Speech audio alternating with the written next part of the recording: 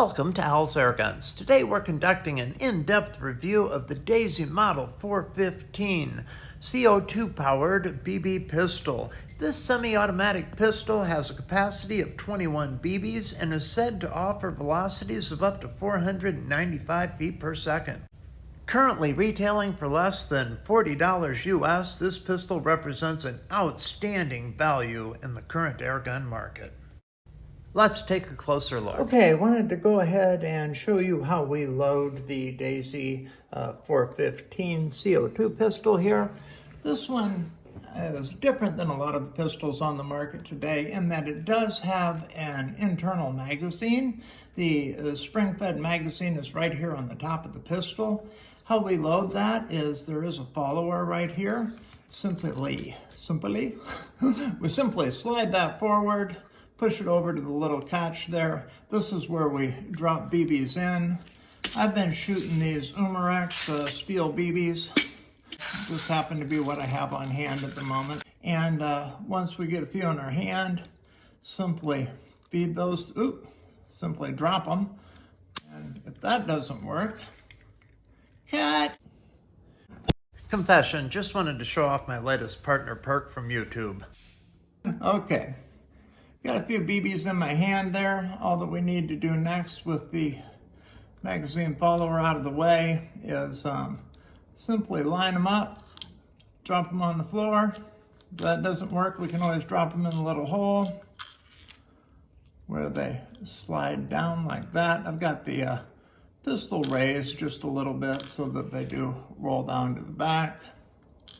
If you have one of those cool BB speed loaders, this would be a great time to use it. That does happen infrequently. Go ahead and if I was a little more adept, I'd probably go ahead and hold that out of the way with my thumb to keep that from happening. It's a little bit hard to see when I'm doing it this way. Trying to do that for the benefit of a good camera shot there. But yeah, just go ahead, drop them on the floor. Any that you don't want to drop on the floor, you're welcome to go ahead and drop into the magazine there. They say it holds 21 BBs, and I can tell you, I haven't counted how many shots we get out of a single CO2 cylinder, but it is substantial. You know, it's shooting with the velocity, another one that I dropped there, with the velocity in the area of 495 feet per second.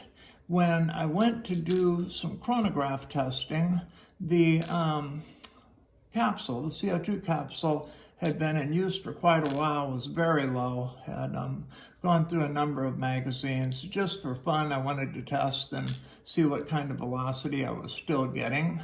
And it was so low as to the point of almost not functioning. Okay, it looks like we are full. Go ahead and move that follower back, locks them in like that, and we have a full load of BBs. And we have a few on the ground to pick up. Okay, not that hard. Obviously, that hole's kind of small, so we did miss a few, but we'll go ahead and gather these up and proceed to do a little shooting. You'll notice that I did have it on safe this whole time. You can tell it's on safe because the red fire indicator is obscured. Turning it like that takes it off of safe, and you can tell because we have the red dot visible.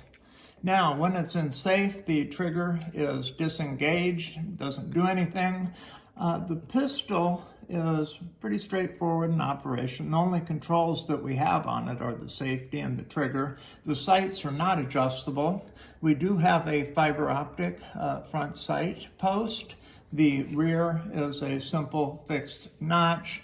The grip is very well formed, sits in my hand very well. It's a narrow pistol, so it's very easy for me to orient. I know when it's pointing straight. The pistol itself has a little bit of depth this way, so you can get a good grip out on it without just swallowing it in your hand there. The CO2 is housed in the grip. We pull it out like that. CO2 goes in there. There's our lockdown screw to go ahead and pierce it. That snaps in place like so. You know, it is semi-auto in operation. Every time we pull the trigger with the safety disengaged, we fire 1 BB. Also on the bottom, we do have a small piece of Picatinny rail, so we can go ahead and mount a laser designator, a flashlight, a combination unit, whatever we want to there.